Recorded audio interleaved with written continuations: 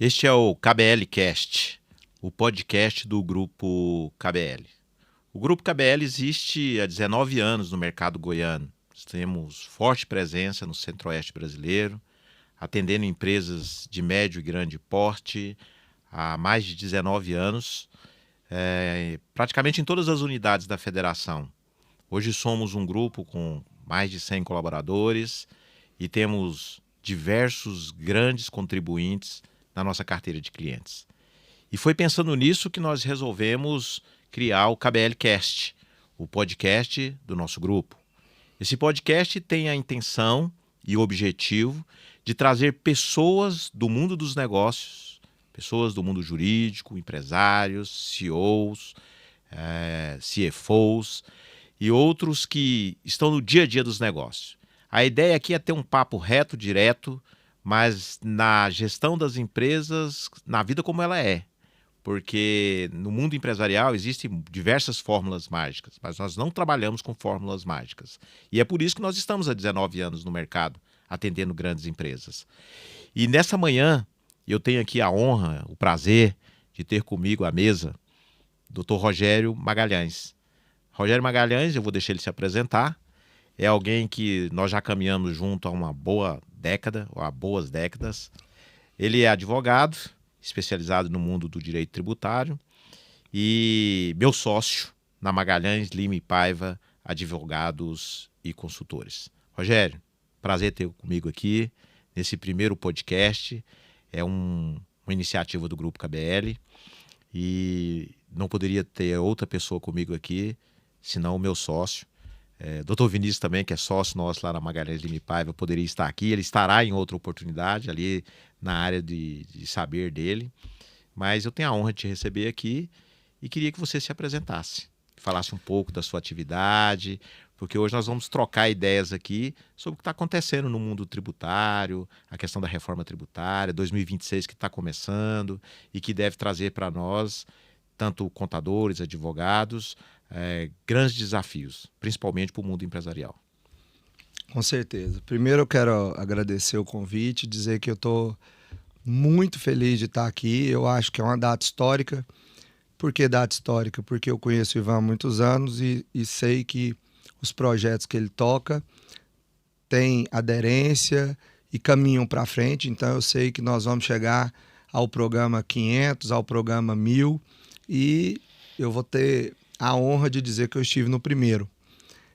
Então estou muito feliz de estar aqui. Quero parabenizar o Grupo KBL por essa realização, por essa ideia, por esse podcast, porque nós precisamos sim de fomentar no país uma discussão técnica, uma discussão responsável sobre esse tema que é tão importante.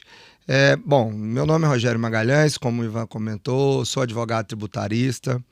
Nós temos um escritório que também, por coincidência, os números são muito parecidos. Estamos há 19 anos aí no mercado, né?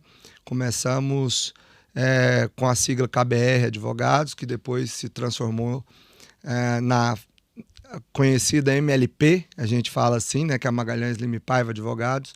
Minha área de especialização e mestrado é Direito Tributário. Eu tenho a honra também de ser professor da melhor pós-graduação em Direito Tributário do Brasil, que é o IBET, o Instituto Brasileiro de Estudos Tributários, fundado pelo nosso saudoso Paulo de Barros Carvalho, que perdemos aí há pouco tempo, né? Uma perda inestimável para o direito brasileiro.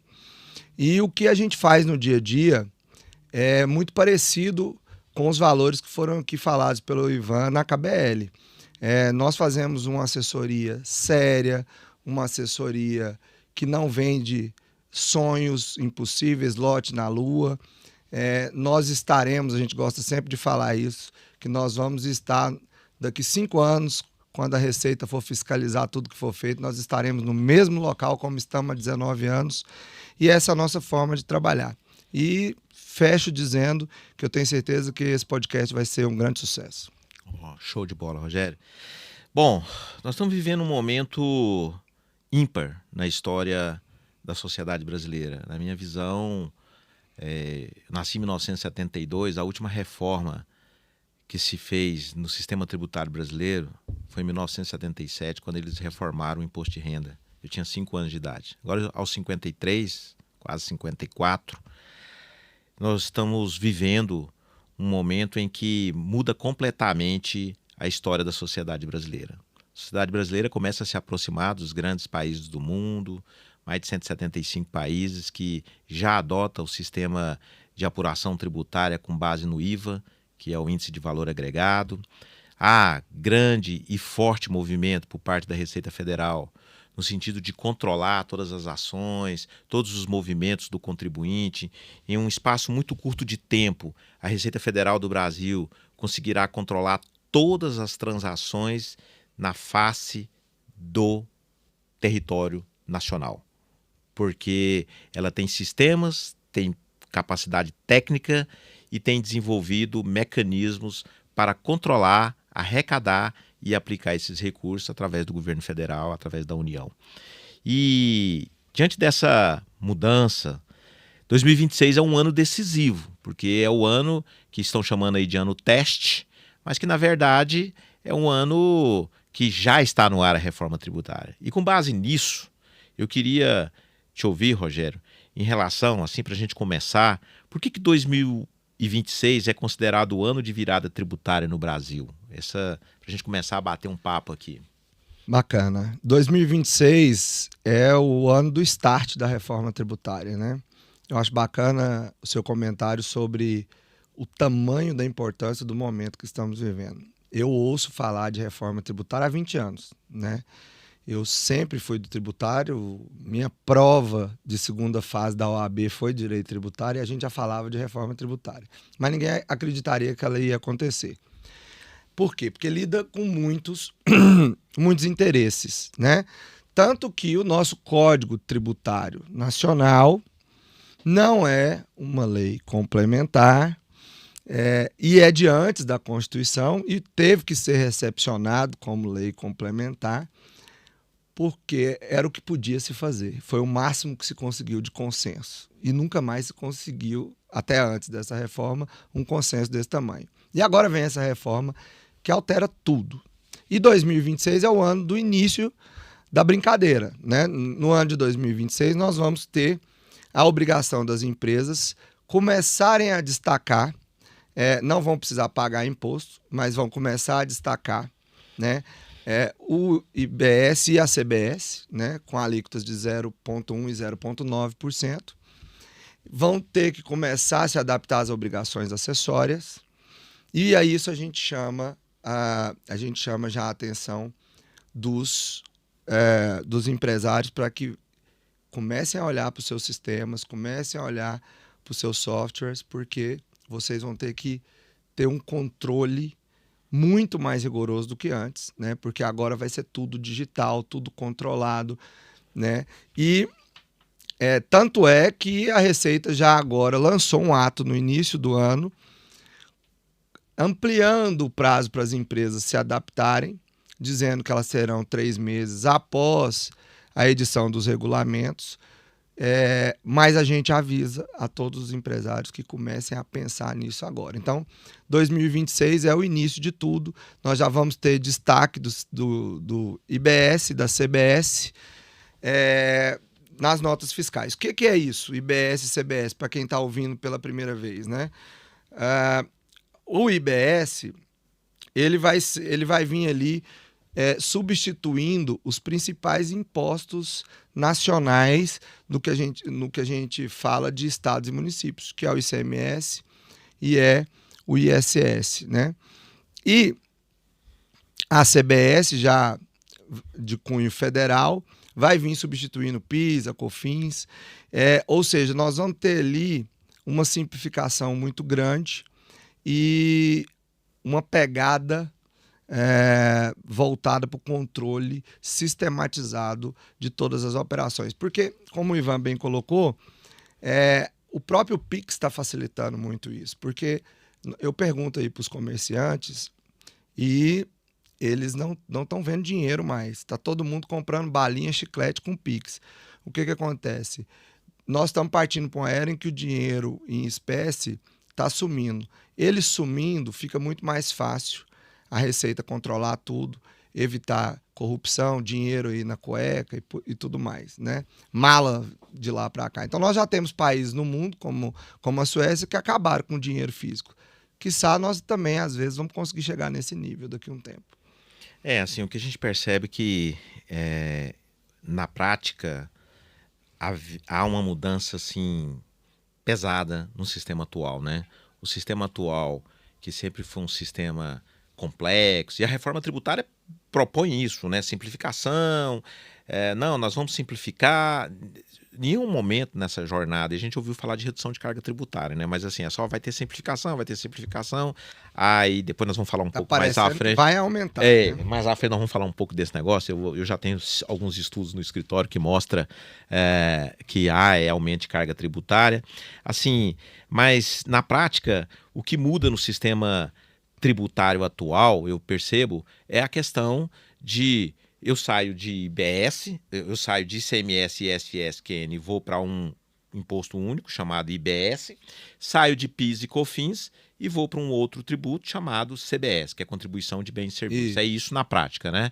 E tem o IPI, que alguns citam o IPI como um imposto que também vai acabar por conta da CBS, mas é em parte, porque o IPI vai continuar existindo para aquelas empresas que produzem produtos que competem com aqueles da Zona Franca de Manaus. Então o IPI passa a ser um imposto que vai ter uma incidência muito menor, mas muito menor mesmo, deixa de ser geral, e ele vai passar a existir para proteger a Zona Franca de Manaus. Então nós estamos falando aí de 5 tributos transformados em 2. É uma revolução. Não à toa, também o legislador previu anos para isso acontecer. Nós só vamos chegar no final dessa transição em 2033. Na verdade, é uma mudança estrutural, né, Rogério? Não é simplesmente uma mudança de sigla de tributo. Porque, assim, tem algumas pessoas perdidas, e a gente percebe isso. Eu vi uma pesquisa que mais de 50% dos contadores brasileiros 54, não conseguem... 54%, sei lá. Eles não conseguem ainda entender a profundidade da reforma tributária brasileira. E é interessante que, por exemplo, nós tivemos alguns casos agora no início do ano de eu falar com algumas empresas. Está acontecendo um negócio na KBL que é assim, e eu já vinha preparando o meu time para isso. Eu dizia assim, 2026 vai ser o ano que nós mais vamos trabalhar na nossa história, porque nós vamos ser inundados de empresas procurando o nosso serviço. E está acontecendo isso. Eu recebi uma ligação ontem de um possível cliente do Rio de Janeiro, não, ele é de São Paulo. Eles têm um grupo lá, médio, e ele falando, olha, eu não sei nem o que está acontecendo. E não ele não fatura pouco, ele fatura acima de 40 milhões, 50 milhões ano. Então é uma média empresa brasileira. Ele disse, eu não sei nem o que está acontecendo, eu não consegui emitir as notas, porque no primeiro momento falhou e tal, meu contador não tinha me informado. Eu falei, tá, lá na KBL o que nós fizemos? Nós começamos um grupo de trabalho há 6 meses atrás, quando a gente começou a notificar os nossos clientes o que ia acontecer, o que eles tinham que estar com sistemas atualizados, que tinha que informar o IBS, CBS, desenvolvemos uma inteligência artificial para poder ajudar a gente a classificar isso e informamos isso para os nossos clientes. Nós tínhamos um prazo máximo, um deadline nosso era 30 de novembro. Em 30 de novembro estavam todos os clientes notificados que eles tinham que adequar seus sistemas e quais eram os códigos que eles tinham que informar. Eu não tive nenhum problema. Eu tive 2 problemas lá no escritório. Uma empresa de Niterói, no estado do Rio de Janeiro, e uma outra empresa também do Rio de Janeiro, porque essas 2 prefeituras elas não se adequaram, porque as prefeituras também estão sendo atacadas. Cada prefeitura são 5.600 municípios, né? Cada prefeitura tinha um modelo de nota fiscal, agora é um modelo único, nacional, e as prefeituras acabaram não se adequando. E esses 2 clientes nossos eles foram impactados, porque o sistema dele de emissão de nota fiscal não estava preparado para o sistema nacional. E aí eles não conseguiram emitir nós. Mas nosso time caiu em campo, ajudou a emitir dentro do portal nacional e emitiram as notas fiscais. Então, não é só uma mudança de sigla. No final do dia, é uma mudança estrutural na forma como se calcula e como se recolhe tributos no Brasil. Concorda? Com certeza. Pegando esse gancho que você falou, é importante dizer que nenhum dos atos que foram publicados pela Receita esse ano está lá de forma bem explícita que se o contribuinte não conseguir emitir a nota por conta do ente federado, ele estará isento de qualquer multa. Por quê? Porque nós temos 5.000 e tarará municípios que às vezes não estão preparados também. né?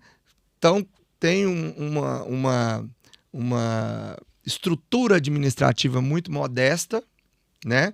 E alguns especialistas estão dizendo que esse é também mais um ponto positivo da reforma, porque esses municípios agora vão ganhar a assessoria do comitê gestor, vão ganhar o sistema computacional de software do comitê gestor. Então, eles vão ganhar uma assessoria gratuita que eles nunca tiveram.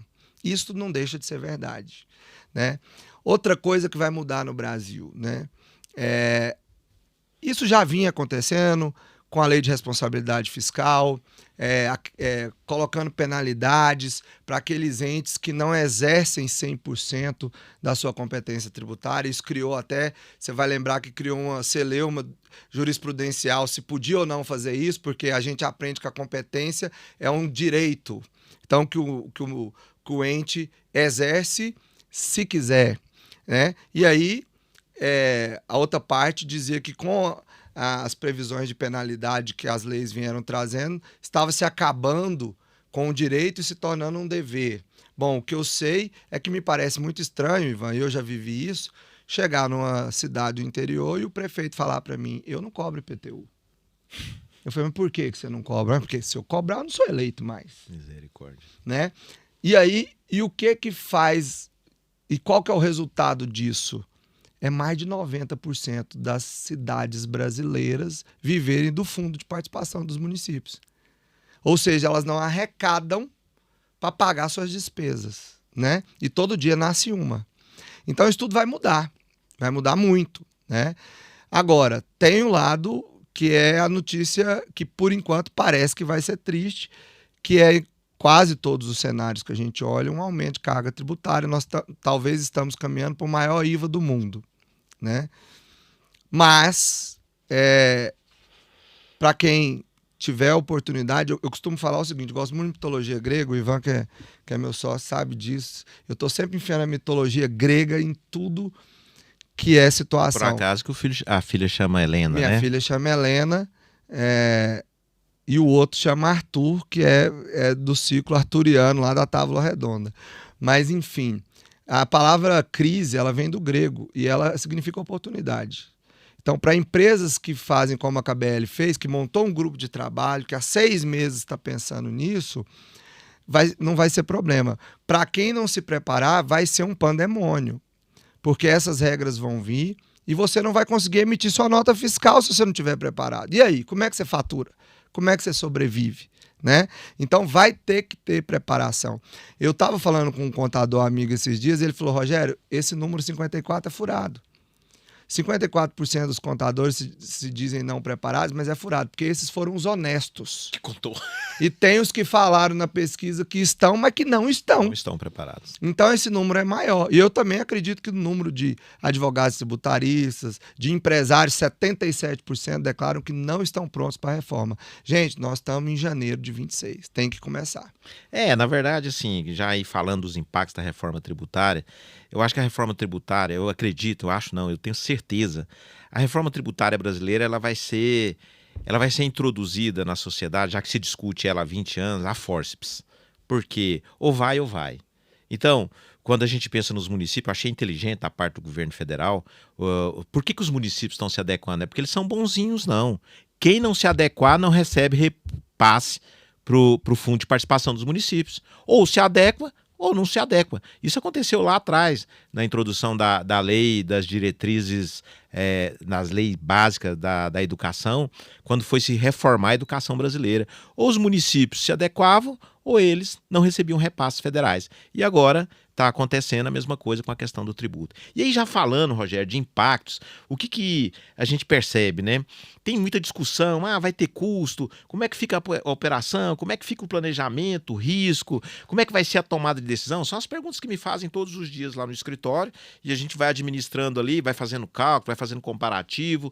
Quais empresas, assim, no seu sentir, elas vão ser mais impactadas? As pequenas, as médias, as grandes? Assim, Vamos falar um pouco sobre esse tema, né? Olha, eu quero também trazer um pouco aí da minha visão. Todas serão impactadas fortemente, mas me chama a atenção, por exemplo, e eu tenho certeza que isso vai ser motivo de judicialização, Me chama a atenção o caso das empresas do Simples Nacional, por exemplo. Por quê?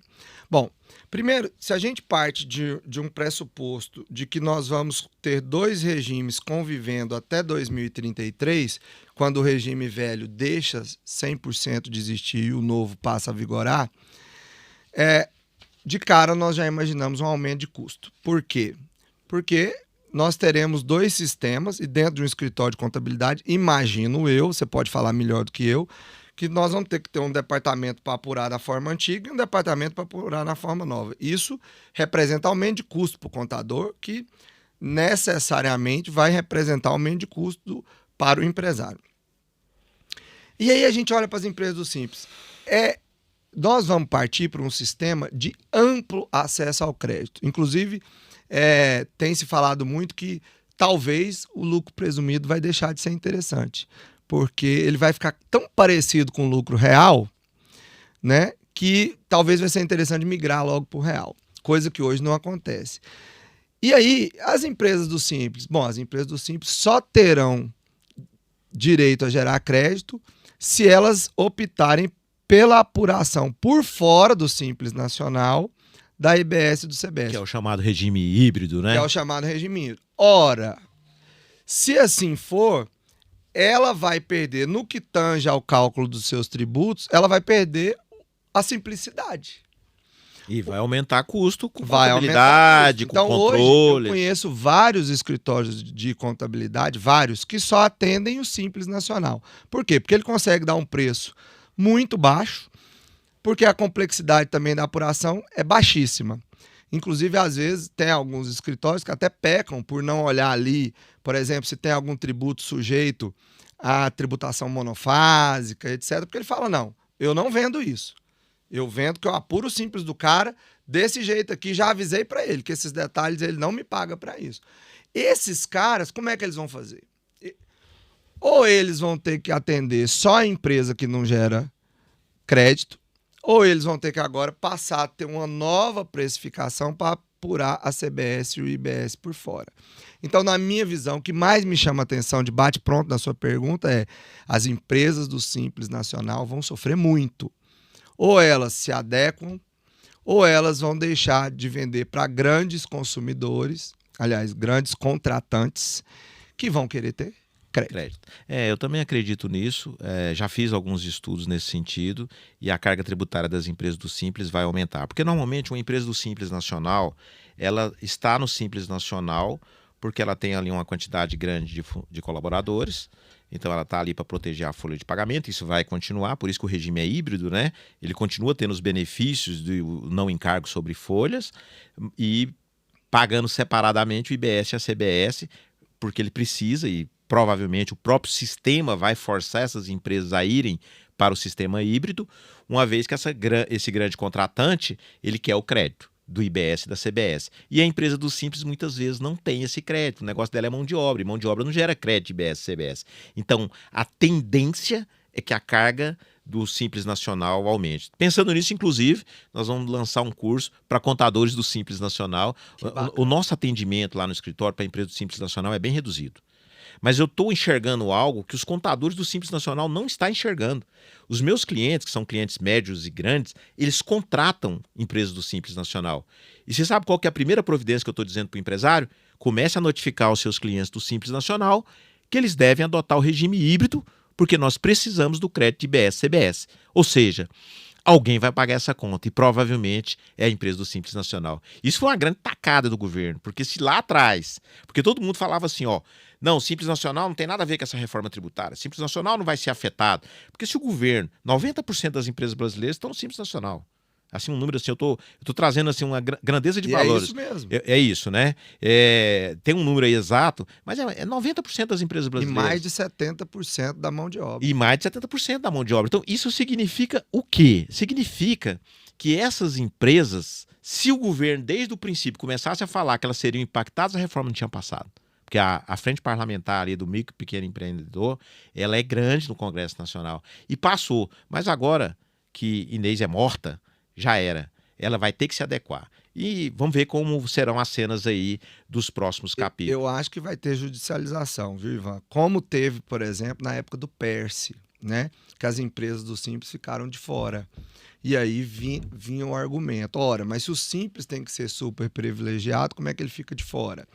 Eu acho que vai vir uma judicialização, mas eu até faço uma pergunta retórica aqui. Será que sem a apuração por fora seria possível dar esse crédito, né, dentro de um sistema simplificado de apuração que é o Simples Nacional? Talvez não fosse possível, né? Matematicamente falando, em termos de sistema. Mas né? o problema não é nem só a forma de apuração. Porque o o que problema é eles que alguém vão- tem que pagar a conta, Porque né? o que eles vão querer buscar é isso, que dê crédito sem precisar apurar por fora, né? Aham. Eu acho que vai vir isso aí. E vai vir também uma pressão parlamentar. Agora, isso me leva a responder sua pergunta, que num primeiro momento as empresas do Simples vão sofrer muito. E vão sofrer por outros motivos. Porque, por exemplo, existem segmentos como a advocacia, cujo anexo não favorece A folha de a pagamento. folha de pagamento. Esses estão perdendo Eles vão duplamente. sofrer duas Eles vão vezes. sofrer duas vezes. Ele não tem a diminuição da carga da folha de pagamento, tá vendo, advogados? Olha aí, não tá fácil. E também vão ter que apurar por fora para dar crédito para os clientes, né? Exatamente. Então, e outra, que eu não sei se você está prevendo falar disso, se é agora o momento, tem mais uma questão. Se o seu fornecedor não pagar o tributo, não é mais crédito escriturário, não. É. Não basta o contador pegar a nota fiscal e destacar o crédito. Vai ter um portal. Se ele não pagar o tributo, você não tem o crédito. Até esses dias nós fizemos um evento juntos, o Ivan nós estávamos juntos, e um empresário falou: mas agora eu vou virar fiscal do governo? Vai.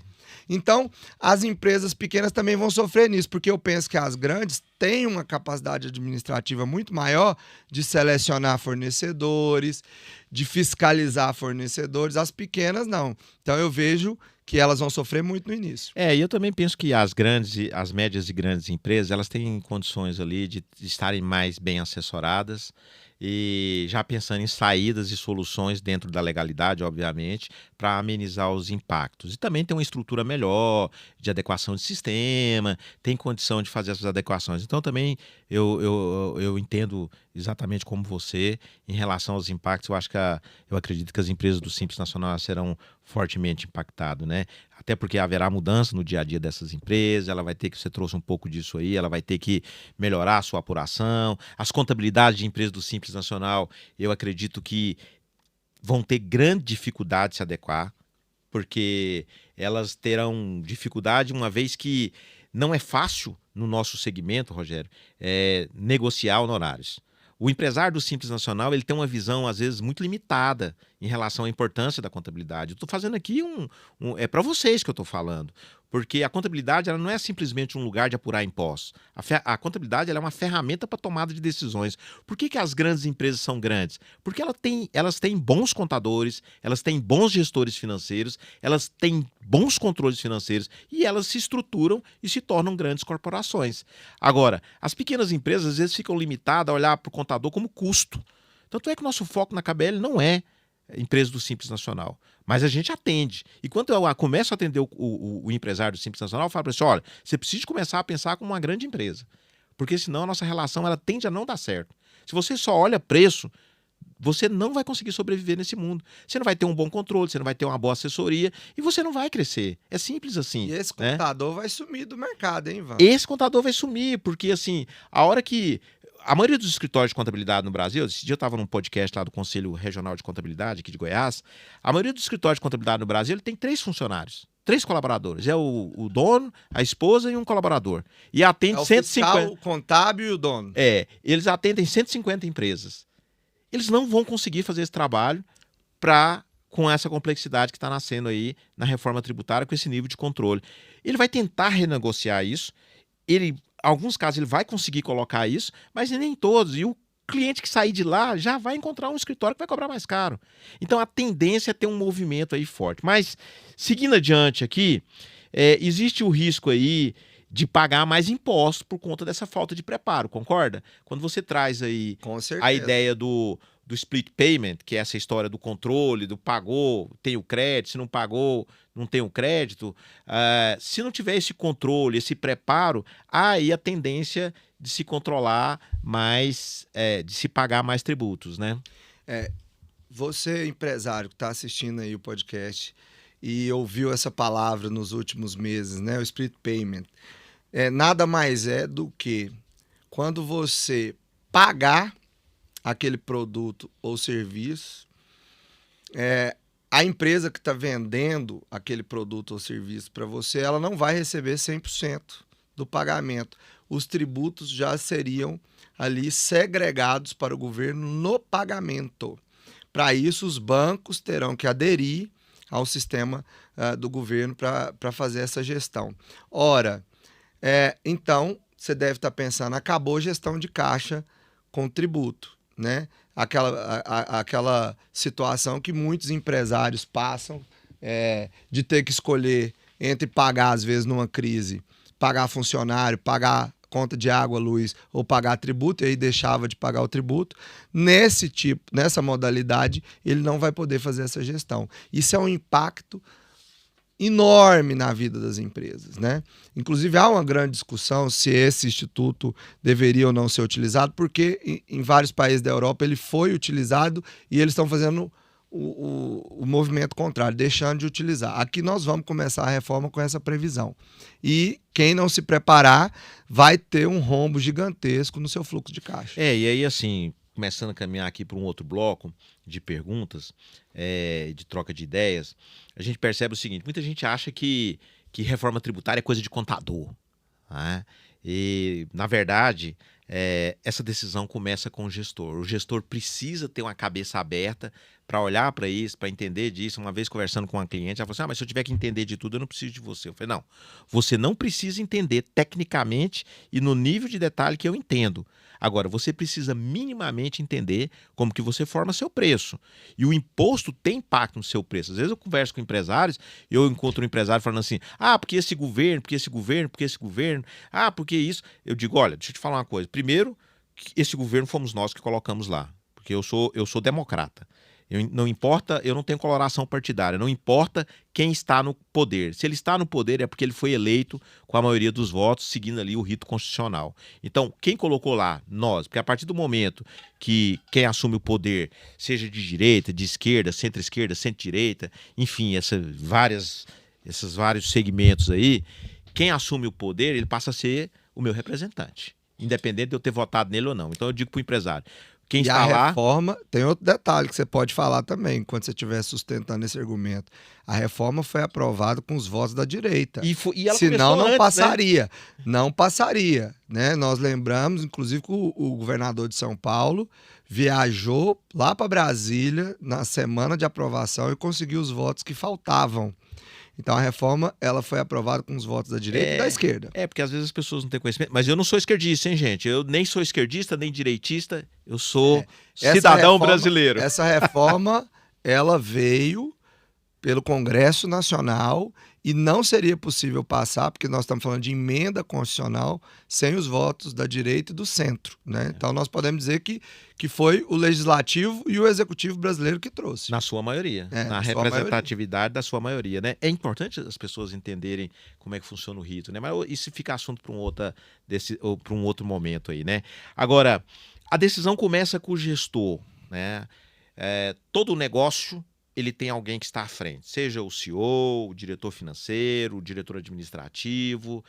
E o que os gestores, Rogério, ao seu ver, diante de todas essas mudanças, diante do ano de 2026, que nós estamos aí nos primeiros 14, 15 dias do ano, não pode ignorar? O que ele tem que ter como senso de urgência quando ele olha, pensando ali em planejamento, em estruturação societária? Na virada do ano, nós tivemos aí algumas normas, né, que foram editadas assim no apagar das luzes, que aumentou carga tributária de quem está no lucro presumido, fatura acima de 5 milhões por ano, que criou uma obrigação de declarar quais são os lucros, porque vai tributar os lucros também a partir de janeiro de 2026. Os lucros passam a ser tributados para aquele empresário, a ter uma retenção na fonte, para aquele empresário que retira mais de 50 mil reais por mês.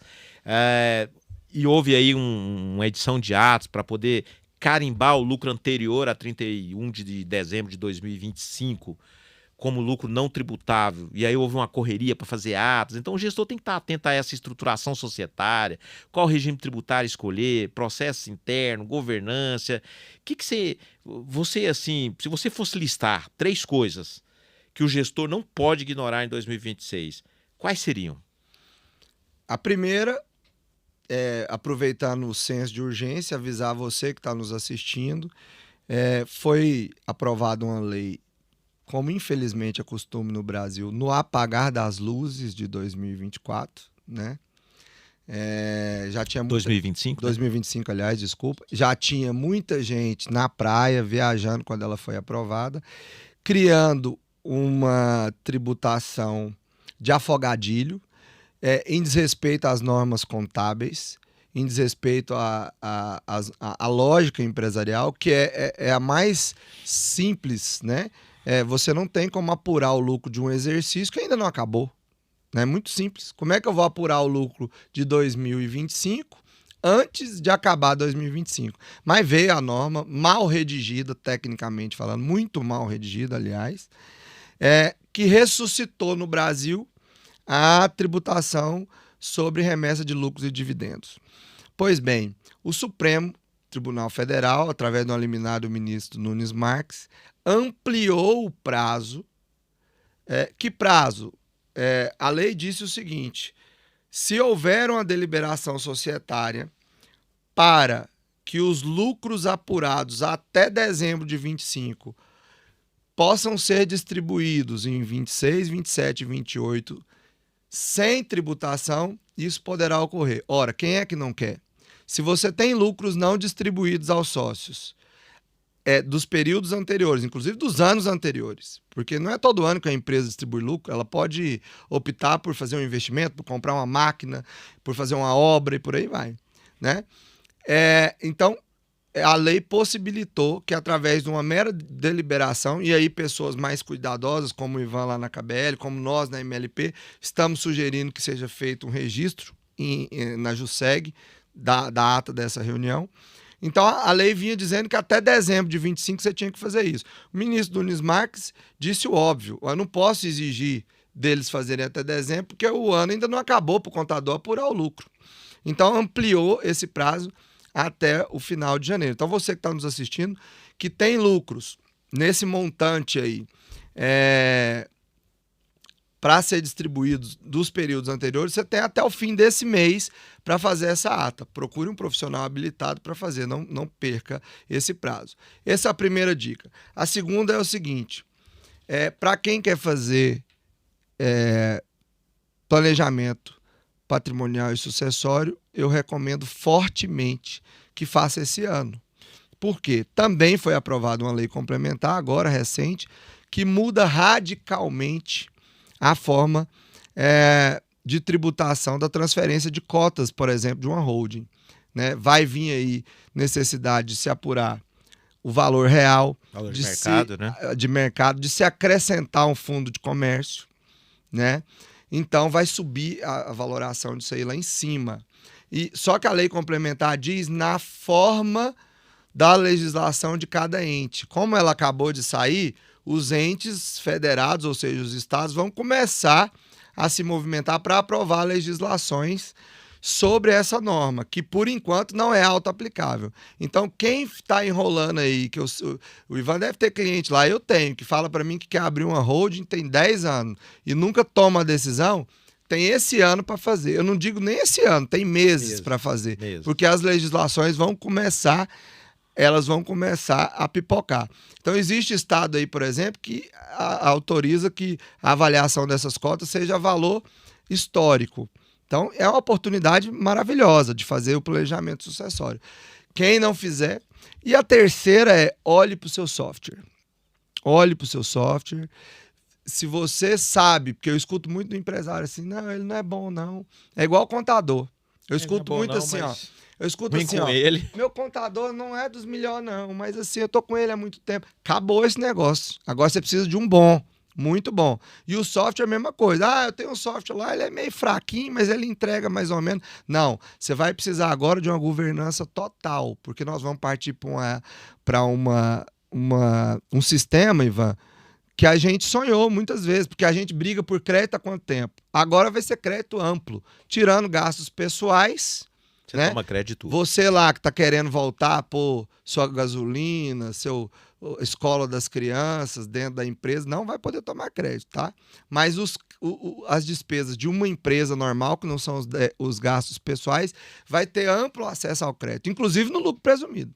Então você tem que olhar para o seu software. E aí é bom eu vou pegar esse gancho aí de inclusive no lucro presumido, porque aí, empresário, tem um detalhe. Deixa eu trazer uma história para você aqui. No Brasil tem 3 regimes de apuração de impostos: lucro real, lucro presumido e Simples Nacional. Às vezes sua empresa não está mais ali na possibilidade de estar no Simples Nacional, então ela ou está no lucro real ou está no lucro presumido. Normalmente chega para nós lá no escritório, Rogério, casos em que a empresa está enquadrada no lucro presumido por comodismo do contador. E aí, com a reforma tributária, e por que ela está enquadrada no lucro presumido? É simples de apurar.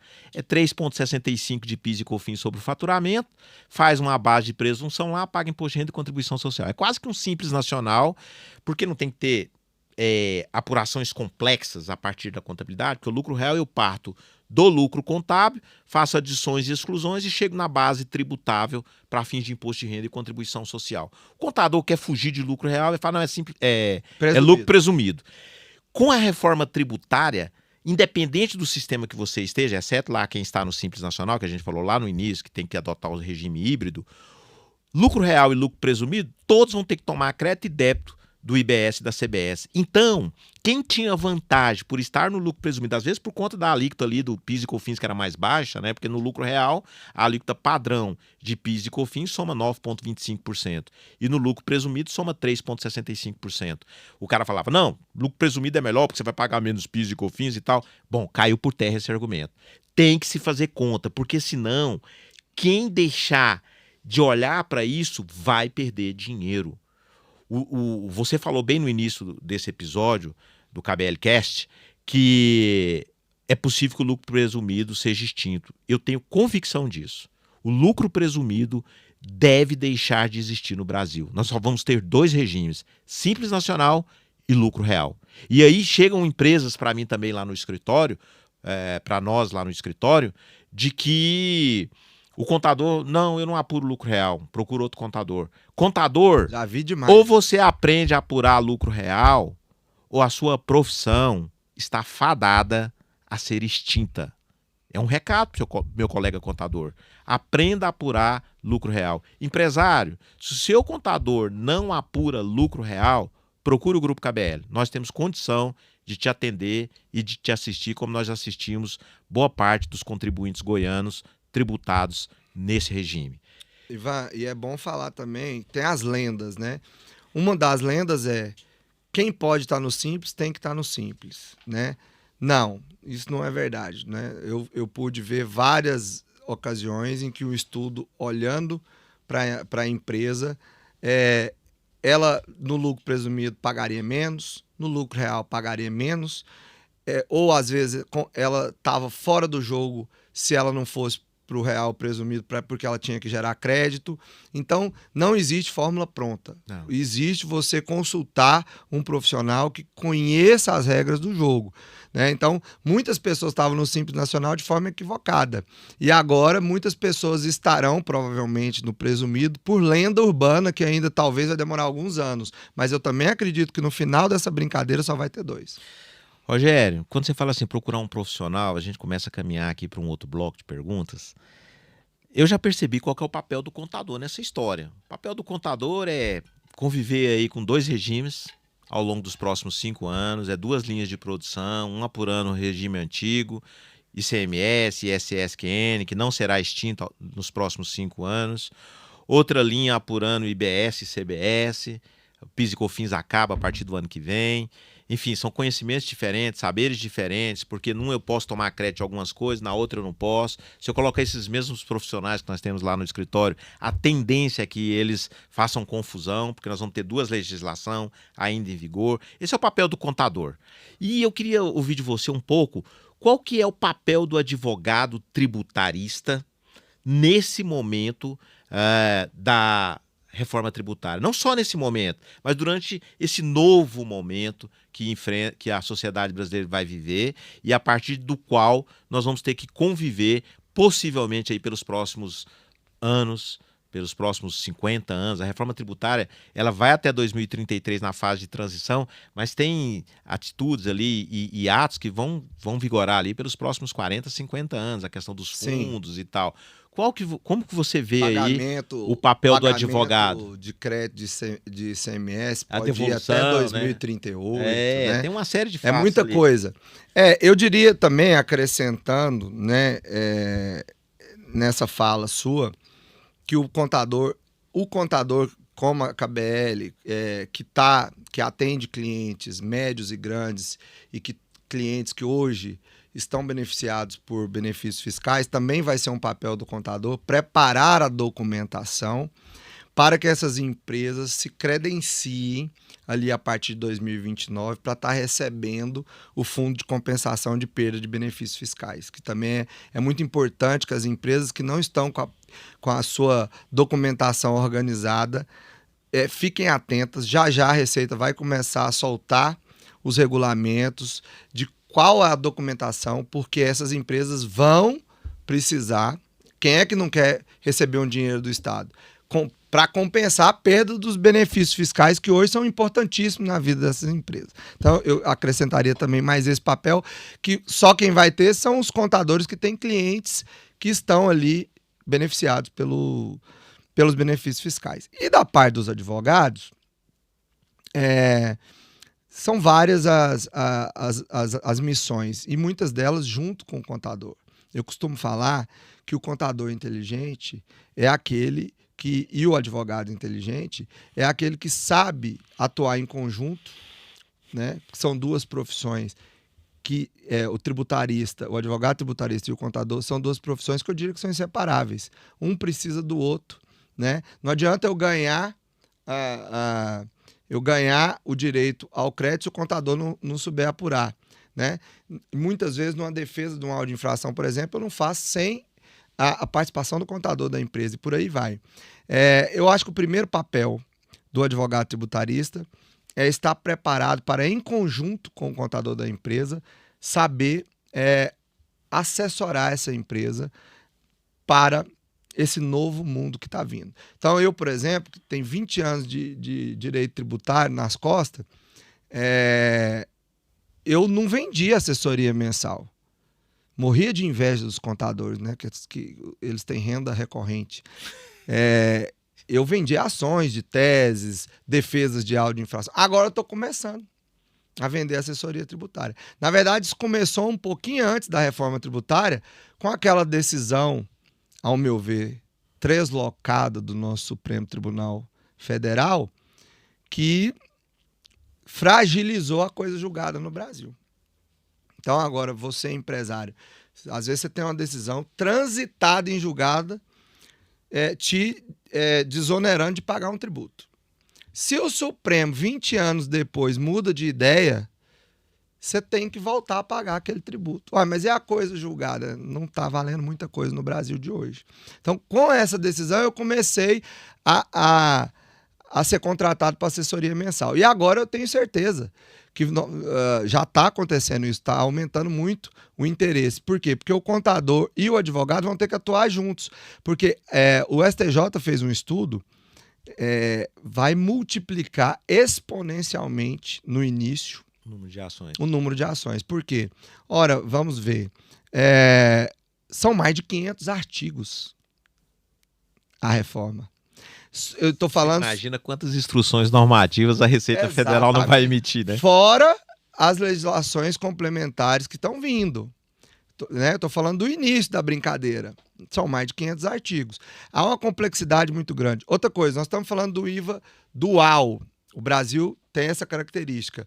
É praticamente o mesmo tributo, mas arrecadado por fontes diferentes, de um lado a IBS, do outro a CBS, que terão instâncias fiscalizatórias e de julgamento diferentes. Ora, e quando o responsável pelo julgamento aqui do contencioso da IBS dizer uma coisa e do CBS dizer outra? O STJ vai ter que pacificar. E aí?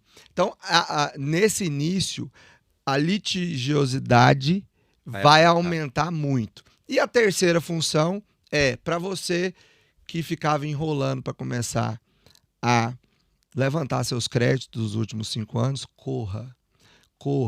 Por quê? Eu acredito que vai ser uma outra discussão, viu, Ivan? Se quem não tiver apurado, por exemplo, os créditos de PIS e COFINS até 1º de janeiro de 2027, vai ter direito ao crédito ou não? Vai ter que judicializar? Então, eu acredito que todo mundo, dentro do prazo prescricional de 5 anos, tem que ter direito ao crédito. Então, comece a correr atrás dos seus créditos. Aquelas ações de teses tributárias, comece a correr atrás de todas elas, para quando a reforma começar a andar, você ter crédito para poder compensar. Eu falo que nós estamos vivendo uma janela de oportunidades, porque eu tenho até o final de 26 para poder protocolar lá os créditos que eu tenho direito, né? PIS e COFINS acaba a partir de 2027, entra de fato. 1º de janeiro acaba PIS e COFINS, quem não sabe disso. A partir de 1º de janeiro de 2027 começa a CBS, que é a Contribuição de Bens e Serviços, que vai substituir o PIS e o COFINS, e a COFINS, tá? E você tem ali um prazo para poder protocolar seus pedidos de créditos, etc. Nós temos 5 anos para fazer isso, com base no Código Tributário Nacional. Por outro lado... Pela Receita, eu sou capaz de apostar que ela vai falar que é só até 1º de janeiro. Então, por outro lado, é o que eu ia dizer. Nós vivemos hoje no império dos sistemas. A Receita Federal pode... Não estou dizendo, tá, Receita, que eu sou amiguinho de vocês. Eu não estou dizendo aqui que vocês vão fazê-lo. Mas de vez em quando acontecem umas coisas muito esquisitas. Na virada do ano, Rogério, nós estávamos lá correndo com algumas reorganizações societárias em decorrência do projeto que ia ser aprovado e estava todo mundo com medo de já vigorar a partir de 1º de janeiro. E ele foi só sancionado agora, né? Agora, o projeto que trouxe que você tem que colocar a mercado o valor dos imóveis e essas coisas. Mas ele necessita de legislação própria dos entes. Então por enquanto, ele ainda está suspenso. Ele está suspenso. Se alguns empresários desesperados, não, eu tenho que fazer. Aqueles que estavam há 10 anos esperando, me ligam dia 20 de dezembro. Eu falei, dia 20 de dezembro eu tô indo descansar, meu amigo. Não, Ivan, tem que fazer. Nós começamos a fazer algumas alterações contratuais, o sistema da Receita Federal parou. Parou de emitir CNPJ. Eu falei, poxa vida, mas por que será? Por que será? Ok, é virada de ano, eu acho que era atualização de sistemas, eu quero acreditar nisso, tá, Receita Federal? Então, eu não deixo de acreditar que que possa haver aí um movimento no sentido de 2 de janeiro de 2027, você não pode mais protocolar pedido de crédito retroativo a 5 anos. Aí nós vamos ter que judicializar. Então, o papel do advogado também é fazer valer o direito. Aqui na KBL, a gente fala muito de contabilidade estratégica.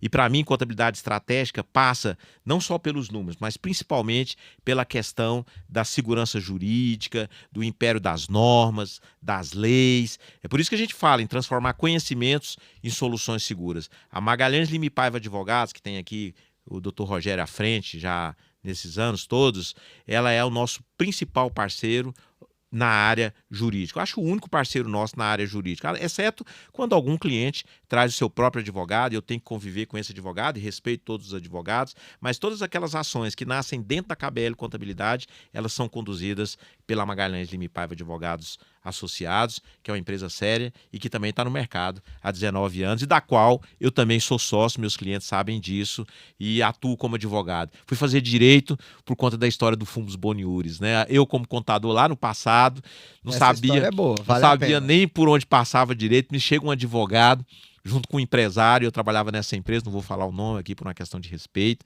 e o advogado, o dono da empresa me leva para a reunião e fala assim, Ivan, tem um advogado aí que quer falar com a gente, tem uma ação aí que é muito boa para a gente recuperar tributo. Isso lá nos idos de 20 anos atrás. E ele senta à mesa com eles e o advogado vira para mim e fala assim, olha aqui, eu tô vendo que vocês têm realmente, tô vendo aqui, picareta, o advogado era um picareta, desculpa, tá? Mas ele era um Pelo cara, que eu lembro dessa história, a jurisprudência que ele levou dizia o contrário dizia do que o ele estava contrário. falando. E aí ele falou, tô vendo aqui o fumus boniuris e o periculum mora. E aí ele virou para mim, esse advogado, e disse assim, o senhor sabe o que é o fumus boniuris e o periculum mora? Eu falei, sei sim, senhor. Fiquei firme, não sabia nem como é que escrevia fumus boniuris e periculum mora. E fui para a faculdade procurar saber o que era o tal do fumus boniuris e o periculum mora. E eu descobri que fumus boniuris, depois de fazer direito, me especializar no direito tributário e há mais de 10 anos atuando nessa área, descobri que fumus boniuris era simplesmente a fumaça do bom direito e o periculum mora era o perigo da demora na decisão do Poder Judiciário, porque direito tardio não é direito, né? Enfim, e aí eu virei advogado e descubro agora, com a reforma tributária, que eu fiz uma das melhores opções da minha vida. Ao longo desses 10, 15 anos como advogado e contador, eu tenho conseguido assessorar os meus clientes. Eu falo, você contratou um contador e ganhou um advogado de brinde. De brinde. Porque nas nossas discussões eu não fico só negando informações, eu trago o meu saber jurídico. É óbvio que quando tem que manejar uma ação e tal, a Magalhães Lima e Paiva entra em cena. Mas com a reforma tributária eu percebo que nós, advogados, vamos ter muito trabalho também para poder manejar e buscar o direito que pertence aos contribuintes, principalmente nesse primeiro momento, nessa busca de créditos e nesse trabalho. Ivan, e assim, aproveitando o gancho, eu vou usar o seu podcast para fazer um desabafo, denúncia aqui, sobre essas medidas que às vezes ocorrem, em que a decisão do Supremo, a decisão do STJ, a decisão do juiz, do tribunal, te dá o direito e o sistema não deixa você exercer esse direito. Nós temos que acabar com isso no Brasil. Nós temos uma Receita Federal que é um órgão espetacular. Tive o prazer de ser professor nesses anos de vários auditores fiscais buscando lá na especialização do IBET maior conhecimento, inclusive da área jurídica.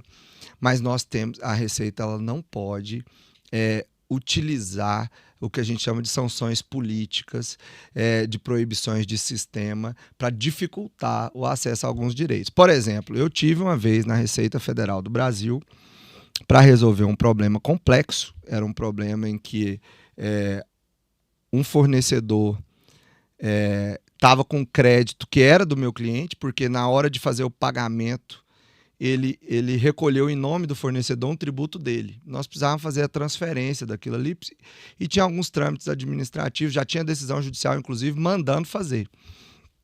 E eu fui na Receita, lá, peguei a senha, agendei bonitinho com o César, saudoso Carlos César, sócio do Ivan.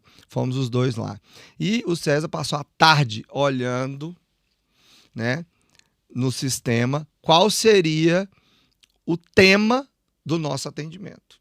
Buscou todos. Não tinha nenhum. Chegamos lá, esperamos um tempão. Quando fomos chamados, a mulher disse assim: não, esse tema que vocês escolheram está errado. Não atendo vocês. Eu falei, mas como assim? Não, vocês têm que ir lá no sistema, gerar a senha do tema correto, agendar de novo. E eu, advogado, é meio criador de caso, né? E eu fiquei meio assim, desconfortável e fui saindo. Meia vontade. Fui saindo com ele assim e ele falou, ele acendeu a fagulha que eu precisava para o incêndio. Ele falou assim, Rogério, então ela podia dizer qual que é. Porque eu fiquei a tarde inteira olhando, não tem outro, não, é esse mesmo. Eu falei, então vamos voltar nela lá. Voltei nela e falei, minha filha, mas então por curiosidade, qual é? Era o que você precisava. Aí ela falou assim, é o tal. Ele falou assim, não tem esse lá. Não tem esse tema que você falou aí lá. Não está disponível para mim escolher. Ela, não sei o que. Eu falei assim, não, agora você vai me atender. Não, vai me atender. Cadê a chefe do departamento? Fomos lá na chefe do departamento. Sabe o que nós descobrimos? Que aquele tema estava desabilitado. Então, como é que ela me manda embora se eu não tinha como clicar naquele tema? Porque eles desabilitaram. Eu perguntei por que desabilitou. Porque estava tendo uma grande procura. Ora, então nós não podemos. E agora nós vamos passar por um risco gigantesco disso. Nós estamos falando de todo o arcabouço tributário do país, do que tange a estados e municípios, dentro de um comitê gestor. Esse comitê gestor, ele vai ditar quem vive e quem morre. Né? Então esse sistema vai ter que funcionar. Esse é o Brasil que vai dar certo, se Deus quiser. Assim, Quando a gente pensa nas práticas diárias, nas situações práticas, esse aí é um dos exemplos daquilo que a gente enfrenta, né, enquanto contadores, advogados. E assim, pensando nessa questão tributária, Rogério, pela sua experiência enquanto advogado, eu tenho alguns casos aqui, mas assim, nós estamos falando aqui desde o início desse KBLcast que aquele empresário que não se preparar, ele pode pagar caro por isso. Ela pode se complicar. Ali na sua prática diária, não ainda decorrente da reforma, né? Porque a reforma está nascendo, nós estamos nos primeiros dias de 2026, ainda não tem muitas complicações, elas virão. Mas no sistema atual, você já viveu situações reais de empresas que se complicaram porque não estavam bem assessoradas, porque tomaram uma decisão errada tributariamente falando? Você tem algum exemplo para trazer para a gente aí? Algum caso que ilustre bem esse risco aí de não estar bem assessorado ou por um contador, ou pelo próprio advogado tributarista? Conta para a gente. Infelizmente, tenho vários, né? E muitas vezes o empresário acaba escolhendo, por exemplo, o advogado que vai fazer a ação para ele, ou pelo preço, o que é um perigo, ou por aquele que fala o que ele quer ouvir. E muitas vezes esse canto da sereia é o canto da sereia mesmo, né? Para você ir ouvindo ele, mergulhar e afogar no fundo do mar. Por quê? Muitas vezes o profissional não é da área. Simplesmente ele não é da área, né? Eu já recebi ligações de colegas falando: você vai fazer uma sustentação para mim amanhã lá no CAT, né? Porque eu peguei, mas eu não sou tributarista. Mas por que você pegou? Não, eu estava precisando do dinheiro. Quanto você me cobra para ir lá? Porque eu estou apavorado. Eu peguei um caso uma vez que ele é emblemático para esse exemplo que você pediu. Pois bem, nós estávamos questionando uma parcela do PIS e COFINS da empresa, né? Ou seja, era a famosa tese do século, na qual você estava pedindo a retirada do ICMS da base de cálculo da PIS e da COFINS. E aí o juiz deu uma liminar. Eu não peguei essa ação, quem pegou foi o advogado que cobrou muito mais barato, mas anos depois o gestor da empresa pediu para mim dar uma olhada no processo e eu tive que dar essa má notícia para ele. Ele recebeu uma notificação falando que ele tinha levado um auto milionário e ele falou um auto de infração e ele falou para mim: Rogério, dá uma olhada, porque como é que a gente foi autuado se a gente tem uma liminar? Aí eu falei: vou olhar para você. Eles tinham lá, Ivan, eles tinham uma liminar que autorizava eles a não recolher a verba, o percentual do PIS e COFINS que eles estavam discutindo. O que o advogado orientou? Depositar em juízo todo o valor das guias de PIS e COFINS. Então, é como se de 10% ele estivesse discutindo 2%, e em vez de pagar os 8% para o governo federal e depositar os 2%, ele estava depositando 8% ou 10%. Só que ele não tinha liminar para isso, ele tinha liminar para depositar os 2%. A conta chegou. Então, ele teria que pagar para a Receita Federal Os 8%. Selic e mais multa mora de 20%, porque ele não pagou. E ele não estava amparado para isso? E ele não estava amparado. E quando eu contei isso pro gestor, tadinho, eu não vou falar o nome da empresa, é uma grande empresa daqui de Goiás. Ele ficou branco, o sangue sumiu da face dele. E eu falei: vocês estão autuados, né? Então isso é uma barbeiragem gigantesca. Tem que tomar muito cuidado com quem vai fazer. Goiânia, por exemplo, é uma cidade que eu brinco que é grande, mas nós estamos a uma pessoa de qualquer pessoa. Procure saber quem você está contratando, procure pegar referências, saber quem que essa pessoa atende, né? Nós apanhamos muito na época do PERSE, por exemplo, advogado chegando em empresa. Você imagina, no meio da pandemia, sai uma lei que isenta as empresas da área de turismo e hotelaria e gastronomia, ou seja, as empresas que viviam do lazer, de pagar tributo. E aí o cidadão me entra dentro de uma de uma indústria farmacêutica, dentro de uma distribuidora de remédio, e fala assim, não, agora você compra uma empresa de turismo e para de pagar tributo, rachando de ganhar dinheiro na pandemia. Quer dizer, aí o empresário brasileiro tem que parar de querer ganhar o prêmio da loteria, porque todo mundo que cai no estelionato é por isso, porque não conta pro advogado de verdade, não conta pro contador, fala, não, eu vou ficar quietinho, eu vou pegar isso aqui. Então, são coisas que não fazem Rogério, sentido. e é tão engraçado isso. A gente está falando aqui de casos reais, do dia a dia, não ainda da reforma, porque ainda nós não temos caso, mas eu acho que nós teremos muitas histórias para contar. Eu acho que o bom da gente ir ficando mais experiente, seminovo, não velho, mas seminovo, é que a gente tem história para contar, né? Eu perdi um cliente por causa disso. Provavelmente esse mesmo advogado aí, ele caminhando ali no meio dos clientes, porque Goiânia é pequeno, né? Então, quando essas coisas viraliza, fulano tá fazendo isso e tal. E aí a empresária me chamou lá na sede da empresa, falou, fulano tá propondo isso, isso, isso, o que você acha? Eu falei, eu acho que é uma fraude. Faz o menor Porque eu sou reto, direto e seguro. Eu sei, como contador e como advogado, e com 54 anos de idade, o que procede e o que não procede. E raramente eu erro, tá, empresário? É uma fraude. Mas ele está falando que eu posso fazer. Por que você não concorda em fazer? Eu falei, por 2 motivos. Eu sei que está errado. Esse é o primeiro. O segundo, eu sou seu contador. Mas ele é um advogado e está falando que pode. Eu falei, sabe por que ele está falando que pode? Porque ele não é solidário. Ele não é devedor solidário. Eu, como contador, sou devedor solidário. Isso é uma fraude. E quando a cobrança chegar, sabe o que vai acontecer? Eu costumo dizer assim, quando a blazer da Polícia Federal bater aqui na porta, sabe o que vai acontecer? Vai eu e você lá para a sede da Polícia Federal, você vai sair com muita facilidade, porque você vai pagar lá um habeas corpus aí, 100, 200 mil conto pro cara te tirar, eu não tenho essa grana, e eu vou ficar lá, porque eu sou solidário. Então, não. Ela me demitiu. E eu tenho notícias recentes que ela tá pagando a conta. Mas vai ter que pagar. Tá pagando a conta não já. Deu 5 anos. Os que fizeram isso e estão achando que vai passar, é 5 anos. Isso também acontece muito no caso de compensação de tributos, né? O que tem de fraude na área de compensação de tributos não está escrito no gibi, como diziam as pessoas da minha geração. Por quê? Porque tem muita gente que vende fumaça. A história do fumo dos boniúris, que era a fumaça do bom direito, só que essa nem é bom direito, é só fumaça. O vento leva. E aí ele sai vendendo compensação de tributos que não tem crédito.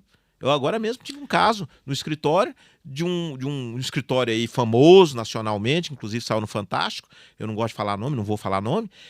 Vendeu lá para ele um crédito tributário. Eu falei, gente, isso aqui não faz sentido. De onde vocês estão tirando esse crédito? Vocês não pagaram essa guia, não. Mas ele disse que tem segurança, tem segurança. Chegou lá as autuações. Antes de prescrever, chegaram todas as autuações. O escritório está defendendo. Eu falei, sabe onde vai dar isso? Na dívida ativa da União, porque vocês não vão, essa defesa não vira, porque não tem fundamento, não há prova de que vocês pagaram o tributo indevidamente, vocês não pagaram o tributo indevidamente, quem apurou o tributo de vocês foi eu apurei dentro do que prevê a norma legal. Então a KBL Contabilidade, tanto com a Magalhães Lima e Paiva, são empresas sérias e são empresas que... É por isso que a gente está 19 anos no mercado. Quem não é sério não tem. Hoje de manhã, Ivan, nós tivemos uma reunião hoje às 9 da manhã, em que nós estávamos discutindo 2 métodos de apurar um crédito para um cliente. E nós chegamos à conclusão unânime de que um dos métodos lá não parava de pé e era o mais utilizado. E aí, um dos participantes da reunião disse que ligou no sistema e perguntou por que vocês estão oferecendo isso aqui? Porque dá mais e a maioria faz, mas não para de pé. Nós não tivemos nenhum segundo de hesitação em escolher o mais tradicional, que traria menos crédito, mas era o que parava de pé. Ou seja, nós não estamos olhando para os nossos honorários, nós estamos olhando para a segurança do serviço que vai. Porque, como diz o Ivan, daqui 5 anos nós não vamos estar esperando blazer preta nem outro tipo de SUV preta passar na porta. Aqui na KBL a gente acredita fielmente que contabilidade ela não é só obrigação. Além dela ser ferramenta de gestão, ela também precisa ser ferramenta de conformidade legal, de cumprimento de normas. Eu olho muito para o balanço como ferramenta, o balanço, a DRE ali, a demonstração de resultado de exercício, a apuração do EBITDA do cliente, como ferramenta para tomada de decisão. Quando eu entro numa discussão que o cliente diz, não estou dando conta de pagar os meus tributos, tem algo muito mais profundo por trás disso. Porque os tributos estão embutidos ali no preço de venda. Se não está sobrando caixa para pagar o tributo, não está lá em cima o problema está no meio do balanço dele ali da DRE. São as despesas, a formação do preço de venda, é tentar entrar ali numa concorrência com um outro contribuinte, que às vezes é sonegador de imposto. Tem mercados que é complicado. Eu tenho contribuintes que são sonegadores de imposto. Eu falando assim, o mercado, né, não a KBL. Tem contribuintes que são sonegadores de impostos e concorrem com alguém que é legal. E esse alguém que é legal, ele sofre essa pressão e ele diz, eu não dou conta de pagar o imposto, porque esse imposto é alto. Não é o imposto que é alto, você está num mercado complexo. Então, contabilidade como ferramenta de gestão, não só como obrigação. E aí uma pergunta aqui agora, pensando nisso, Rogério. Dados confiáveis. Nós precisamos de dados confiáveis para a decisão do gestor, seja no mundo financeiro, seja no mundo jurídico, concorda? Sim. E é por isso que as empresas vão ter que investir em conformidade, né? E a conformidade vai passar pelo investimento em tecnologia e em uma assessoria especializada que traga segurança. Eu me lembro de uma história que você me contou uma vez, e quando você estava falando aí, me veio essa lembrança de um cliente comemorando uma venda substantiva de parte da empresa, que possibilitou, inclusive, na época, ele comprar o seu maior concorrente no Brasil, com essa venda de parte da empresa para um fundo internacional. E ele falou para você assim, Ivan, isso aqui é resultado de anos e anos de contabilidade bem feita, né? Então, quando você tem uma contabilidade bem feita, você está preparado para, inclusive, se colocar para um IPO, você está preparado para ser comprado por um preço que você jamais imaginou, que é isso que está acontecendo hoje em vários negócios, mas isso só para de pé porque aquele comprador internacional, aquele comprador de vários milhões de reais ou até bilhões, ele vai fazer uma due diligence, ele vai olhar a sua empresa. E se a contabilidade não for séria, ele não vai comprar. Ou ele vai glosar 70%, 80% do preço até dar 5 anos para ele descobrir qual é o tamanho do negócio, do problema que ele está assumindo. Então, isso faz toda a diferença, né? Você tem que investir em conformidade, você tem que investir em dados confiáveis. É o que a gente estava falando hoje. Gente, por esse outro método aqui, se amanhã eu tiver que demonstrar, eu dou conta? Não. Então não podemos fazer. É simples assim, né? E essas decisões, elas dependem também dos gestores, porque se ele olhar só para o resultado, ele às vezes vai correr um risco que ele não deveria, né? E isso vale para planejamento tributário, isso vale para tese. Eu tive uma história, Ivan, que é engraçada. Uma vez eu cheguei para uma reunião com um empresário e ele falou assim para mim, o senhor faz investigação? Aí eu pensei, gente de Deus, esse homem está com um problema de infidelidade no matrimônio e eu não faço, ele está precisando de um detetive particular para ver, né? Eu falei, que investigação, senhor? Ele falou assim, eu quero que você investigue meu concorrente.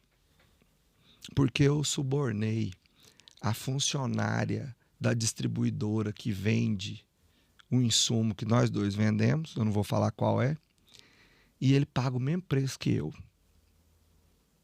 E não tem sentido o preço de venda dele. A conta não fecha. Eu falei, vou fazer essa investigação para o senhor. Quando eu fui investigar, o concorrente dele tinha 7 liminares judiciais que reduziam de forma legal a carga tributária dele, né? Por exemplo, eu dei aqui um exemplo, a retirada do ICMS da base de cálculo do PIS e da COFINS. Aí ele deixa de pagar uma outra. No final do dia, ele tinha como fazer aquele preço, mas nesse caso não era só negação. Aí eu falei para ele, o senhor tem condição de entrar com essas ações e de ter essas mesmas liminares. Ele falou, não, eu vou pensar. Até hoje está pensando. Então não pode reclamar se às vezes não der conta de ficar no mercado. A gestão empresarial, gente, passa por planejamento, por esse alinhamento contábil, jurídico, para poder tomar uma decisão segura, né, Rogério? Sem isso, não é gestão. Eu costumo dizer que gerir uma empresa precisa de planejamento. É como se você, pensando assim num exemplo assim bem do dia a dia nosso, né? Como se você fosse pilotar uma aeronave que está saindo aqui do aeroporto Santa Genoveva, em Goiânia, rumo a São Paulo. Você precisa saber a que altitude que eu vou, qual que vai ser a minha velocidade, que momento que eu vou decolar, em qual pista eu vou decolar, que momento que eu vou pousar, como é que estão as condições do tempo. Quando você traz isso para o mundo empresarial, é você olhar para a receita, para a formação do preço, para a consultoria jurídica e contábil, está bem amparada aí por bons profissionais, está analisando a evolução das suas despesas, como é que está a evolução das minhas despesas. Hoje eu terminei aquela reunião que a gente participou logo de manhã, que ele me falou o preço do sistema que ele pagava. Rapaz, na mesma hora eu liguei no sistema, eu reduzi meu custo em 50%. Geri. Mas porque você tomou a decisão na hora. Tomei a decisão e já Se liguei. for deixar para pensar, E outra coisa, gestor... mais 2, 3 meses. Tem um ditado goiano, não é nem goiano, acho que eu ouvia isso do meu avô. Meu avô era do Rio Grande do Norte, saudoso, me ensinou tanta coisa. E tá na nossa boca esse ditado, né? Na boca do povo brasileiro. O olho do dono é que engorda o gado. Donos de empresas, vocês precisam olhar para os seus balanços, vocês precisam de olhar para a sua assessoria, você precisa entender um pouco do seu negócio, ou entender no mínimo o básico, como que se chega na última linha do balanço. Porque senão é só especulação e não tem negócio que para de pé. E com a reforma tributária, que é o tema que nos traz aqui nesse primeiro episódio, isso será muito mais determinante. E aí, Rogério, caminhando aqui para o nosso final, para o nosso fechamento, tá? A gente refletir um pouco. Se você tivesse que deixar aí uma mensagem para os gestores sobre 2026, qual seria? E aí, já emendando a pergunta, você acredita que quem se antecipa ganha, né? Então, uma mensagem final para os nossos ouvintes, para a nossa audiência, em relação ao ano 2026. Eu diria, de forma bem objetiva, que em 2026 e nos anos seguintes, o que vai determinar o tamanho do impacto que o seu negócio vai sofrer não é propriamente a reforma, porque a reforma está aí para todos. É o nível de preparo de cada gestor. Eu diria que nós vamos ter, com a implementação dessa reforma, nós vamos separar as empresas, não mais pelas médias, pequenas e grandes. Nós vamos separar as que se prepararam e as que não se prepararam, porque a exigência vai vir para todos. Nós discutimos de forma pormenorizada o quanto as empresas do Simples vão ser impactadas. Então não tem mais esse negócio de ter contador bom é para quem é grande, ter sistema bom é para quem é grande. Se você não investir nesses pontos, você vai ser lançado para fora do mercado, né? Porque a reforma ela está vindo com parâmetros que são mundiais. Então, ou nós vamos nos adequar ao que o mundo desenvolvido faz, ou nós vamos sair fora por força dos fatos, né? Por exemplo, quem não sabe fazer o preço de venda, ele vende e está devendo e não dá conta de pagar. Mas por quê? Porque ele não está vendendo para pagar nem a despesa dele, né? Então, a gente vê muito isso acontecer, né? E às vezes tem que falar a dose amarga. Então, eu diria isso, que o que vai determinar o impacto da reforma é o nível de preparação dos gestores. Então, vocês, gestores, se preparem, porque a reforma não vai acontecer, não. Ela já aconteceu. Show de bola. Rogério, eu queria te agradecer pela sua disponibilidade. Eu sei que sua agenda é confusa, complicada, decorrência das atribuições que você tem. Rogério é professor, é mestre no direito tributário, comanda o escritório Magalhães Lima e Paiva Advogados, é pai, né? É um cara ligado à espiritualidade. Maridão, inclusive quero mandar os parabéns aí para Mariana, minha esposa, hoje é aniversário dela, e eu consegui separar um pouquinho do dia que seria dedicado a ela para vir aqui, porque eu acredito muito nisso que nós estamos fazendo, que é passar informação de qualidade. Quero dar os parabéns para você, meu amor. Meus parabéns. Daqui a pouco estou chegando aí para a gente comemorar. Eu queria te agradecer de novo e dizer que nós teremos outras oportunidades aqui, com certeza, ao longo de 2026, porque 2026 não é sobre imposto. 2026 é sobre estratégia, sobre gestão, sobre condução dos negócios. 2026 é o ano que vai separar os meninos dos homens, as crianças dos adultos, aqueles que fazem gestão das suas empresas e aqueles que deixam para decidir depois. Se você não se atentar, 2026 pode marcar o início do término do seu negócio. KBL Contabilidade, através do KBL Cast, está à sua disposição para te ajudar na transição desse cenário diferente que vai viver a sociedade brasileira, que já vive a sociedade brasileira e que começa agora e que está dada as partidas aí nos motores.